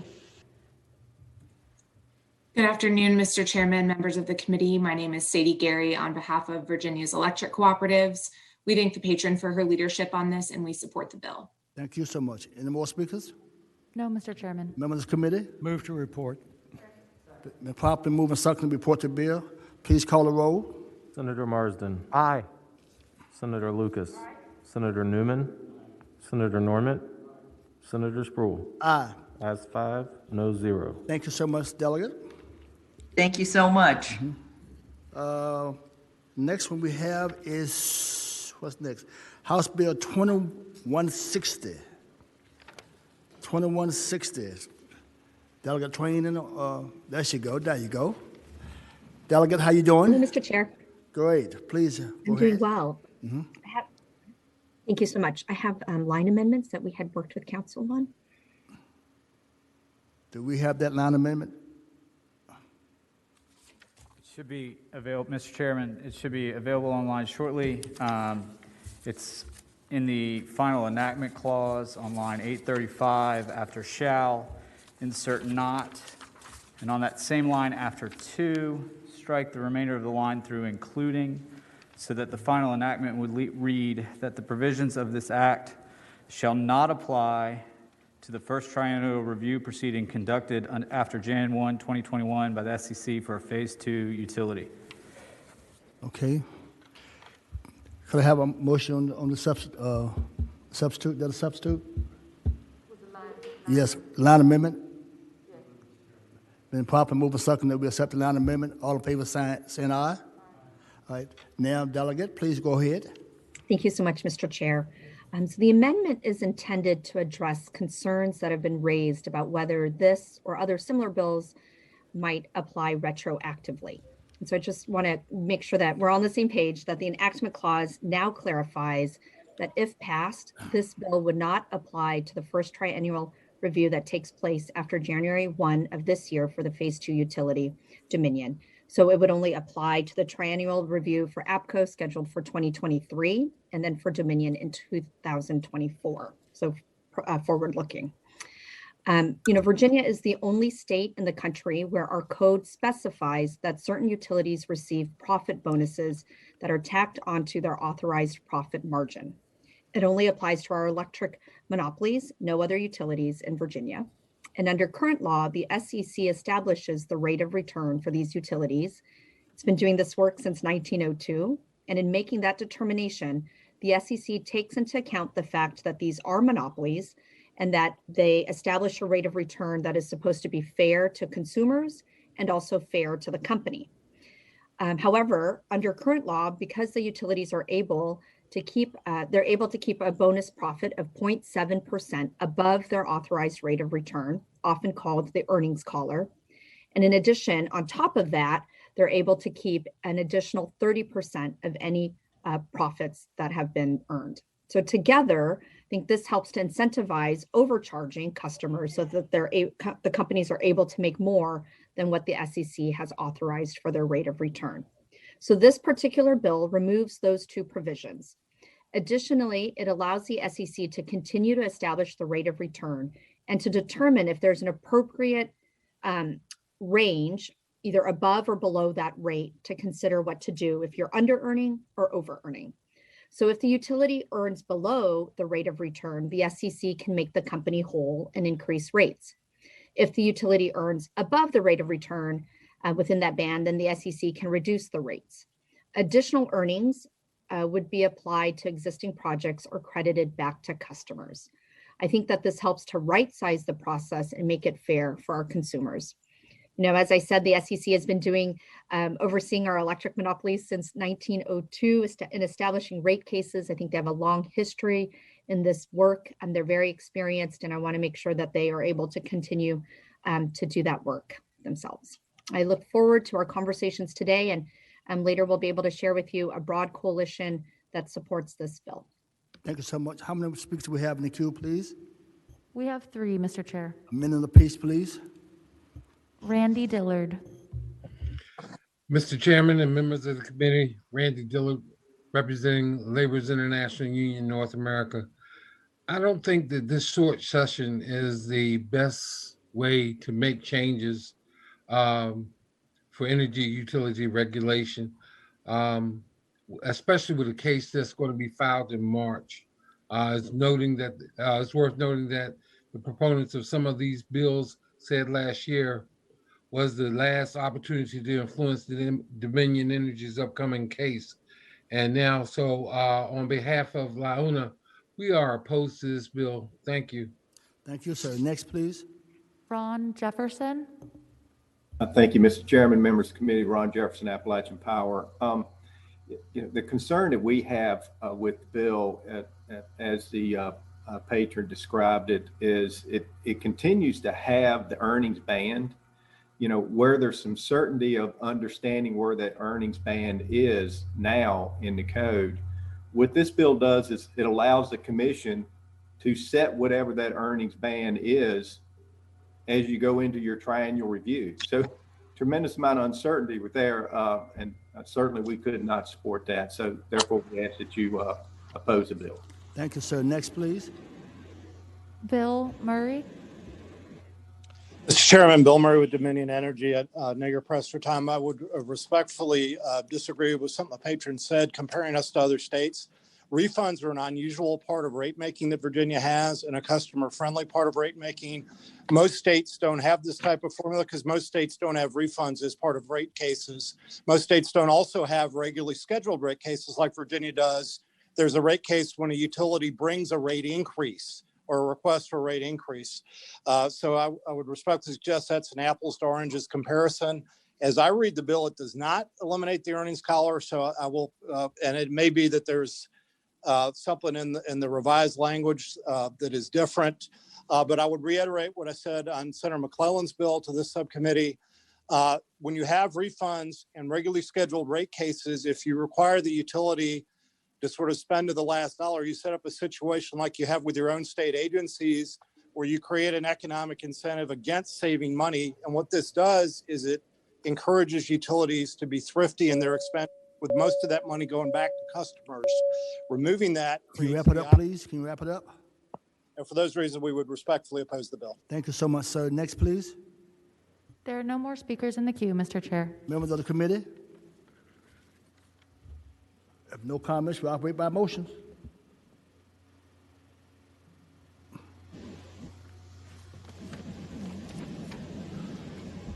Members of the committee? Mr. Chairman, recognizing that it's going to the committee with a recommendation, I'm going to recommend that our recommendation be to pass it by indefinitely, but I say that with the caveat that I want to read this a little more carefully and talk to someone, because we've got the patrons saying one position on that rate band, and we've got the utilities who are saying they got another interpretation of the rate band. That's a pretty big deal. That is a big deal, and I just want to be sure that I have it right. So that's my motion, sir. Second, Mr. Chairman. So are you saying to PBI, but we want the delegate to come before the full committee? That's your call, sir. What I'm saying is my motion is to pass it by, and that our recommendation to the committee is to pass it by indefinitely, but I am going to do some due diligence between now and then, is what I'm saying. Mr. Chairman? Yes, Senator, please. Well, the bill has been aired here in the subcommittee, and the public has had an opportunity to speak. So I think the recommendations to the committee would go without us having to go through the full context of the bill again. Agreed. Senator, so just a show of hand, all will agree with the senator. Raise your hand, please. Well, Mr. Chairman? Yes, sir. I think based on what Senator Norman said, and I would like to hear some testimony on whether 70-30 is the appropriate split. I do agree that we need to incentivize our utilities to be cost efficient. So for that reason, I think what I will do here is I will abstain from the vote. Here's this. I'm hearing what the motion is saying, but the Senator Norman has said that because we heard two different views. So let's suppose that when he checks and find out the views that she was correct or wrong. And I want to say that if she is correct with two different views, I want her to have the opportunity to come out to the committee. If she is wrong, then she won't. I just don't want the PBI and he found out and said, hey, it's something different. I want her to have the opportunity to come back to the committee if we find out that she is right. Well, Mr. Chairman, Yes, sir. you know well enough, while I have persuasion on bills, I'm going Yes, to sir. call it balls and strikes just like I see them. Yes, sir. Just like I find out. Yes, sir. Okay, Mr. Chairman, Yes, ma'am. then the bill then is to PBI with no recommendation. Do I have a second? You made who made the motion? I made the motion to pass the bill by indefinitely, but that would be the recommendation to the full committee, which can do whatever the hell they want to do. All right. Do we have a second? Please call the roll to PBI indefinitely. Senator Marsden. I abstain. Senator Lucas. Senator Newman. Senator Norman. Aye. Senator Sproul. No. 3 ayes, 1 no, 1 abstention. Thank you so much. Delegate, we will check, and once we find out that if there are some differences, I have your number, and I will let you know if you need to come to the full committee. Great, thank you so much. You're welcome. Thank you so much. Delegate Jones. How you doing, Mr. Chair? Fine, sir. How you doing today? I'm all right. Thank you, Mr. Chair, members of the committee. I'll just jump right into House Bill 2200. There are 3 main provisions of this bill. As you guys know, I'm very keen on giving the SCC the proper latitude to do its job when it comes to the rate reviews for our electric utilities. So this bill in large part changes the instances of shall in the code, the relevant code sections, to may. It also removes the 70-30 earnings split that Senator Marsden was just talking about. And it also takes out the $50 million earnings floor from the GTSA of 2018. I will note that this won't change the current rate case structure that we're going into here in 2021. But again, want to give the SCC the proper latitude. And I also want to thank Delegate Ware, my co-pilot on this, for his advocacy and his expertise in this as well. All right. How many speakers do we have in the queue, please?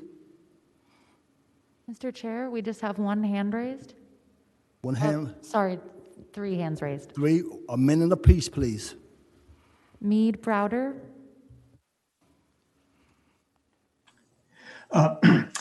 Yes, thank you, Mr. Chairman. Mead Browder again, Division of Consumer Counsel of the Office of Attorney General. We support this bill for the same reasons I've stated for our support for House Bill 1914 and House Bill 1984. We'd like to see the Regulatory Commission be allowed to do its job, just like the utility commissions in all of our sister states are able to. The ratepayers, the customers of Virginia's largest utilities in Virginia have been getting the short end of the stick for too long, and we think this bill would restore the Commission's ability to more fairly balance the interests of utilities and the ratepayers. So again, we support the bill. Thank you. Thank you. Next, please. Ron Jefferson. Thank you, Mr. Chairman. Ron Jefferson with Appalachian Power Company. As you know, Appalachian Power had its triennial review last year, and through that we have petitioned the Supreme Court, as well as we have petitioned the SCC in reconsideration for within that case. So our concern here is that parts of this language impact some of those areas that we may be dealing with in those cases. We'd ask respectfully that you would oppose the bill. Thank you, sir. Next, please. Bill Murray. Mr. Chairman, Bill Murray on behalf of Dominion Energy. I would reiterate what I've said on some previous measures like this, because I think this is an omnibus measure which combines much of what you've had in front of you today. The length of the bill summary is a pretty good illustration of that. I would also emphasize that unless there's an amendment that I missed, the way the bill is written is it has a second enactment clause saying that all the provisions of this bill, and they are far-ranging, would apply to the case that we're getting ready to file in March. The patron last year told this committee that you had to do it last year or it was too late. This is a similar bill to last year. We would ask you respectfully to look at this comprehensively along with the other bills before you and to not support this bill this year. For those reasons, we oppose the bill. Is this the last speaker? We have 1 more, Mr. Chairman. Yes, ma'am, please. Randy Dillard. Mr. Dillard? Yes. Mr. Chairman and members of the committee, Randy Dillard, for reasons stated previously, Lyona does oppose this bill. Thank you. Thank you, sir. Before we open up to the committee, a question to Mr. Murray. Are you still on the phone, on the line? Yes, sir. You said that the delegate brought this bill last year and that was too late. Now again this year, so I'm trying to figure out, based on your testimony, what you were saying that last year and this year. So my question would be, when will be the right time for him to bring this bill forward? Mr. Chairman, when there have been, in 2013, when there was an attempt to affect an upcoming rate case, the bill passed with an emergency clause, which, unless I missed it, is not in this bill. The delegate had a similar bill. It's not identical last year, and told you all that if you wanted to affect the 2021 case that we were going to file in March, you needed to do last year because next year was too late. Well, it's next year. The bill is back. We would respectfully ask that you not support the bill for those reasons. But I did not mean to imply the bill's identical. It has some similar concepts, but it's not an identical bill. Delegate, before I open up to the members of the Senate, do you have any comments? Yeah, I would just like to say that I think I want to draw a distinction between what Mr. Murray is talking about from this year and last year. If you look at the text of the bill, they are different because we're just changing a word in terms of what the SEC can actually consider. Right now it says shall, right, which dictates sort of forces their hand.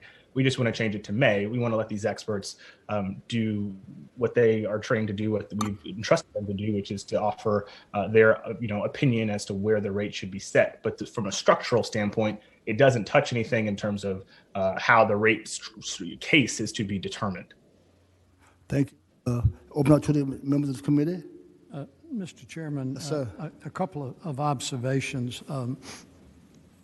The fact that, again, we're going to, and first of all, I compliment Delegate Jones, who knows I'm a big fan of his for a number of years, and I remain so. He's not that old. I am, though.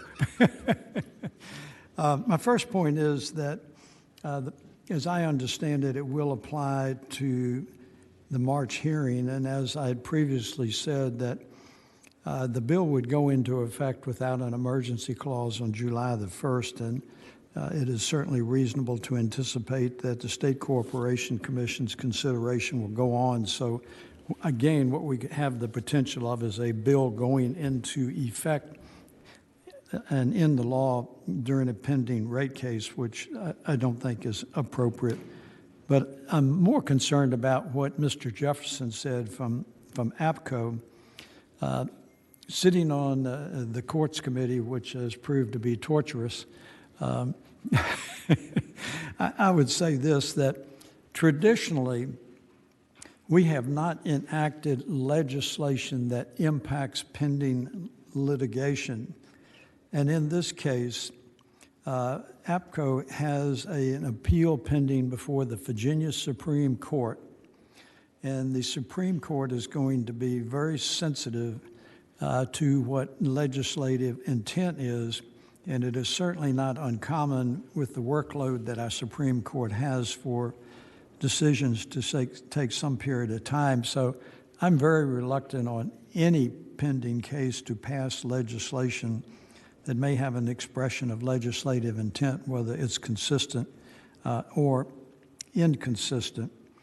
Also, we have the dual situation that is not only a civil case pending on a regulatory basis before the Virginia Supreme Court, we have a motion for reconsideration pending before the State Corporation Commission, and for the potential to express a new legislative intent or any new criteria that would be taken up under the rehearing as opposed to that which existed at the time the decision was made just doesn't seem quite appropriate to me, no matter where you fall on the case.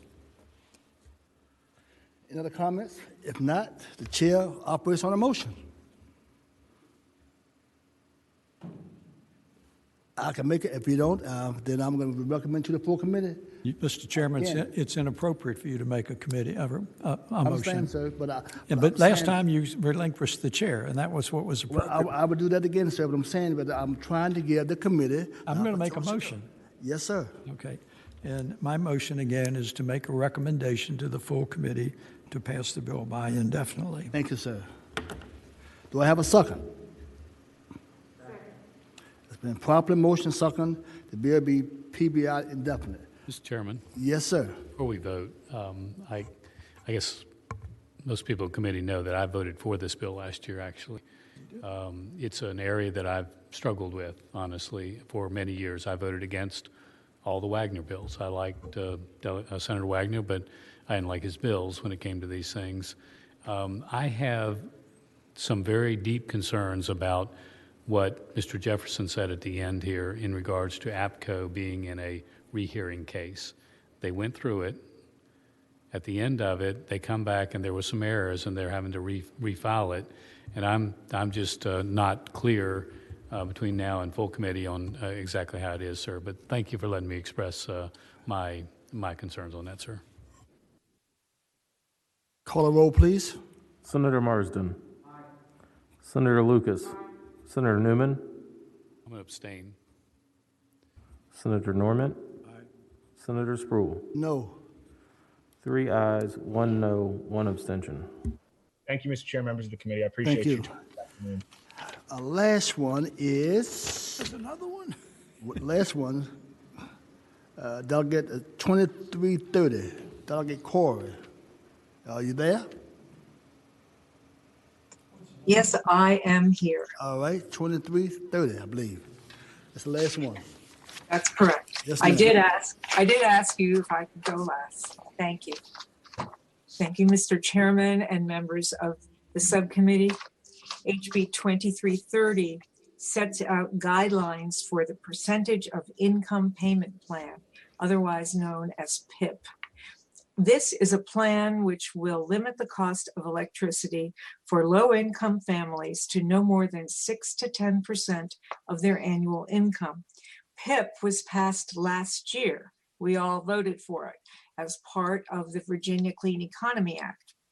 And in that bill, the Clean Economy Act, the SCC was directed to establish the terms and conditions of this program. However, in December, the SCC ruled that they needed more guidance from the General Assembly. HB 2330 provides that guidance. This program will begin to address the growing near crises experienced by families who cannot afford their utility bills, and many of them are living in historically underserved communities.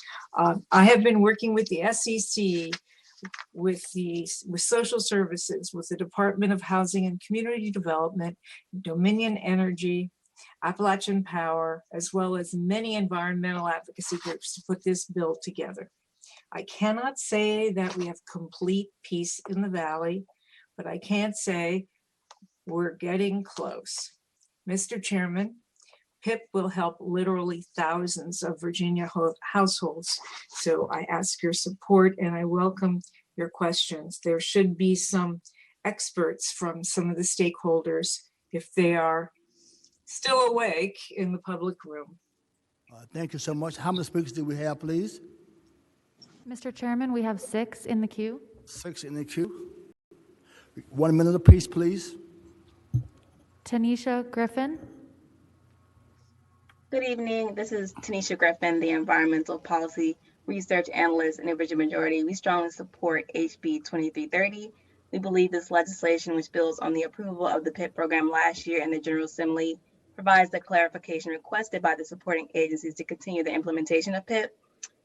PIP advances a comprehensive approach to the issue of a high energy burden by firstly aiming to reduce energy costs for families and then allowing them to enroll in existing utility or any newly approved energy efficiency or weatherization programs, which would then create some long-term savings for their households. Also, the bill's eligibility requirements do a good job of targeting the populations known to be at risk, according to the U.S. Energy Department. for energy burden, and that includes low-income households, Black households, Hispanic households, and senior households. So we thank the delegate for bringing this forward, and we hope you all will recommend this bill to the full committee. Thank you so much. Next speaker, please. Matthew Gooch. Good afternoon, Mr. Chairman. Matt Gooch, energy attorney in Richmond, Virginia, here for the Sierra Club. It's critically important that you pass this bill.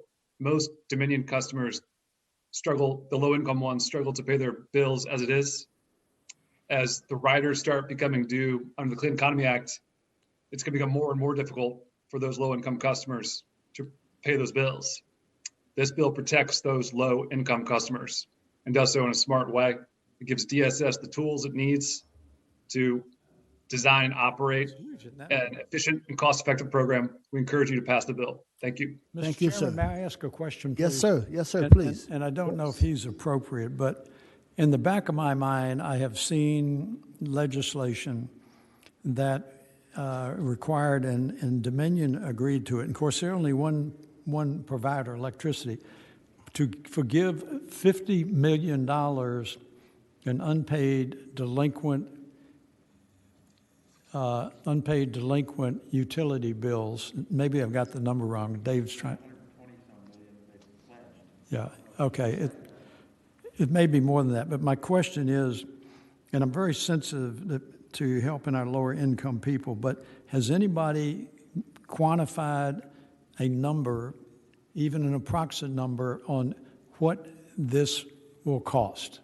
Because if in fact we limit by percentage for lower income people what they pay on their utility, and their utilities run over that, that means somebody else is going to have to pick that cost up, whether it's other ratepayers, whether it's the company itself, or whether it's investors in the company. And I just want to know if anybody has done a takeoff or a pro forma on that.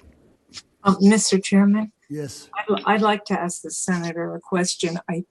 I heard, I think, two different questions or two different pieces of information in what you said. Could you please repeat part of your remarks that is the question?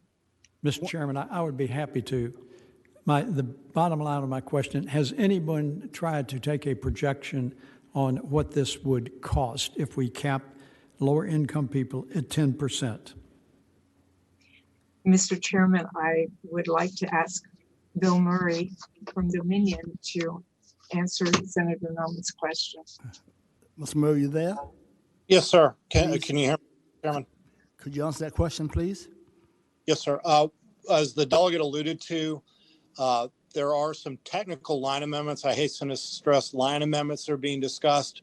One of them actually deals with a cost cap for the program, which would, I think, address the senator's question, because then once you know what the cost cap is, you can calculate the answer to the senator's question. And that's one of the technical amendments that's being discussed that I realize has a substantive effect. And that is something I think the patron's intent is, I don't want to speak for, but is to bring line amendments to the full committee. Yes. Mr. Chairman, may I ask wait a minute, let's back up. Questions, do we have that amendment before us? Not right now, Mr. Chairman. Okay, thank you so much. Senator, please. Thank you, Mr. Chairman. Before Mr. Murray gets away, Mr. Murray, without the line amendment with a cap on it that I am very hopeful that the parties will come to agreement on, have you or your company been able to do a takeoff on what you anticipate the costs would be without a cap?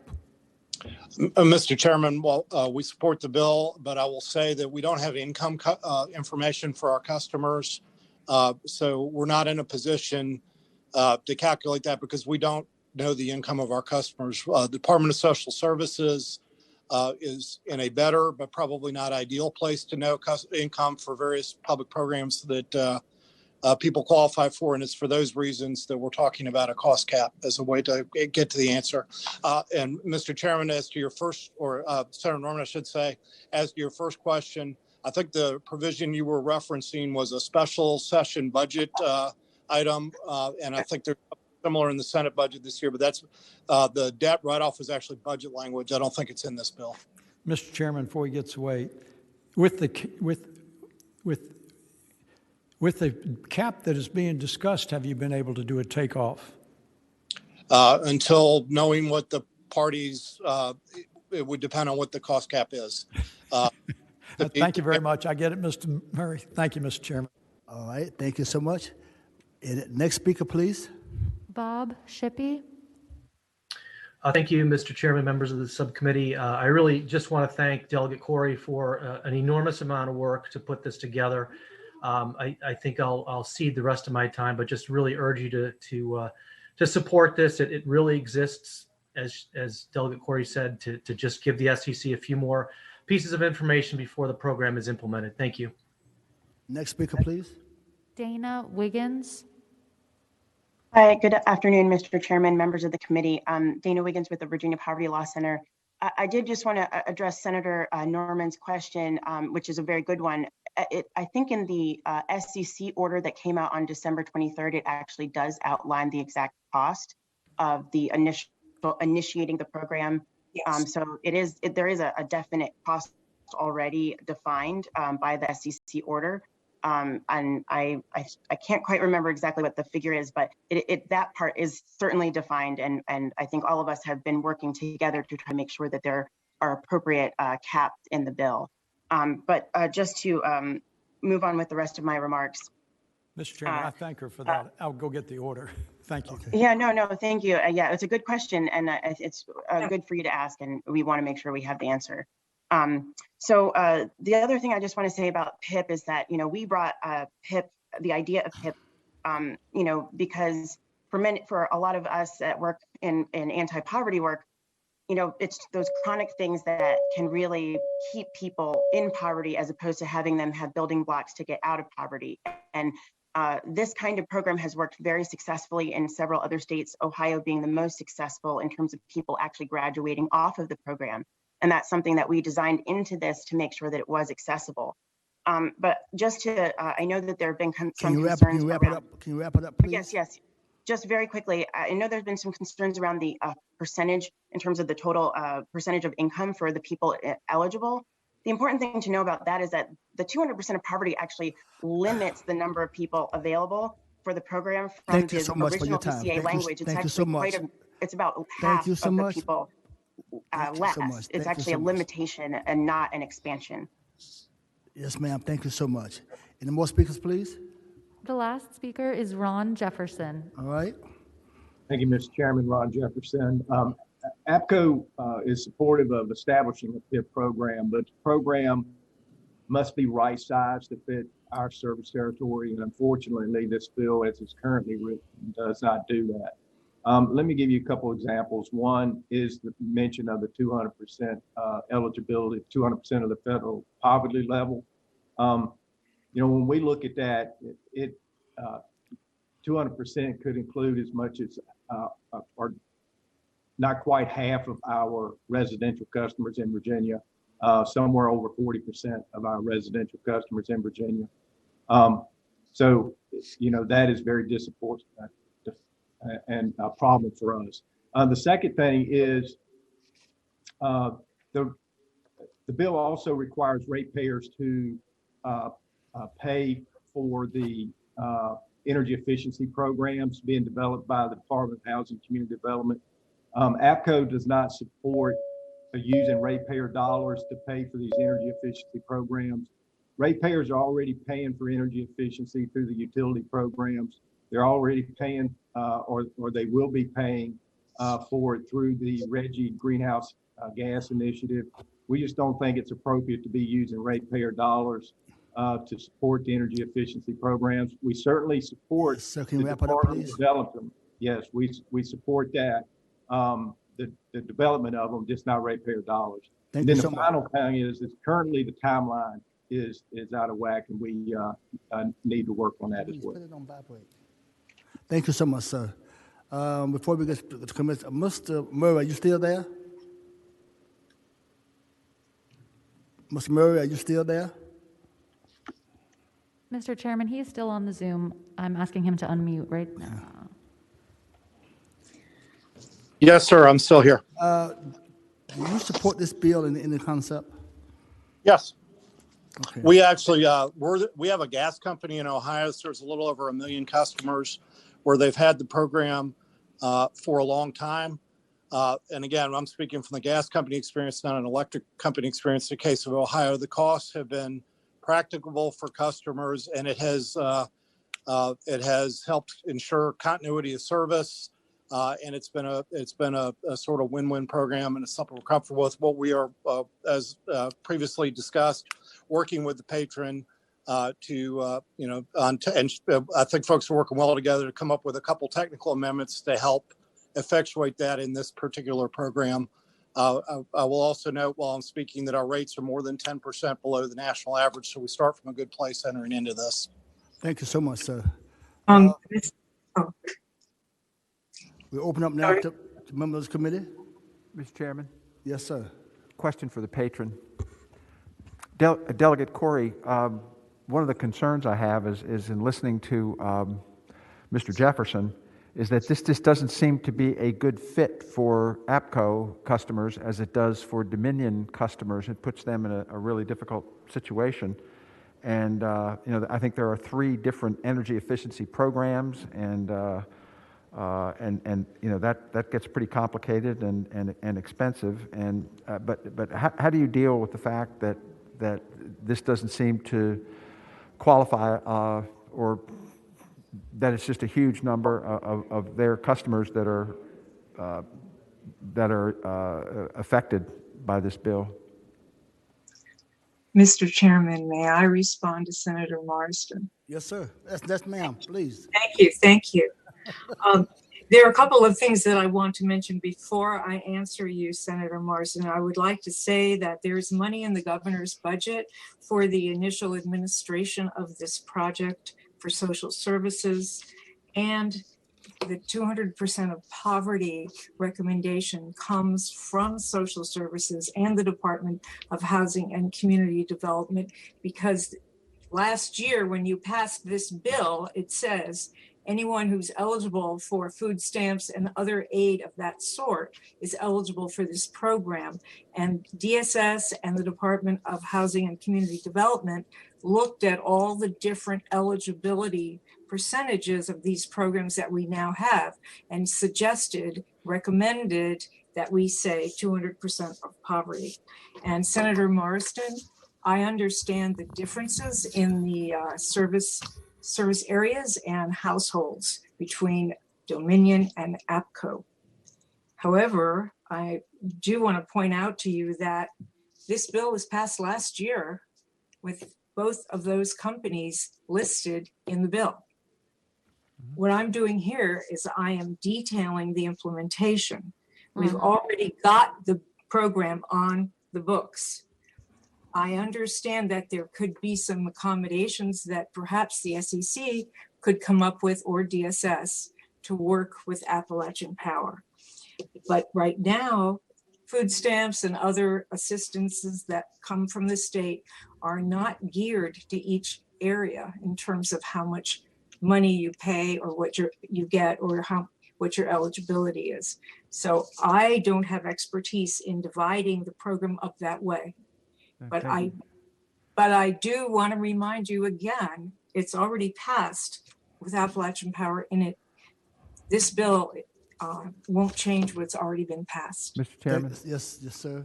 Just a follow-up for Mr. Jefferson. Yes. Ron, are you there? Yes. What has changed from last year to this year, and because I know you have some deep concerns about the bill this year, could you sum that up for us? Sure, absolutely. And as I said at the beginning, we support a PIP program. It just needs to be right size for our company.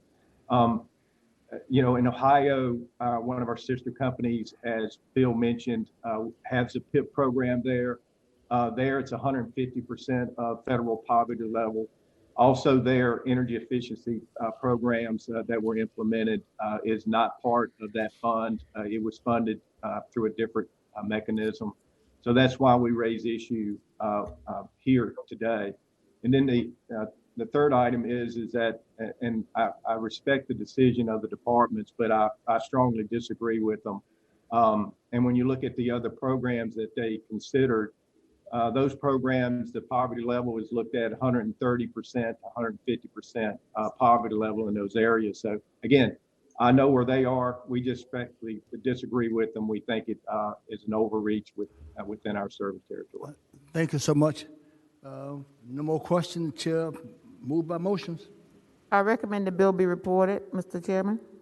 Do I have a second? Senator Lucas made the motion.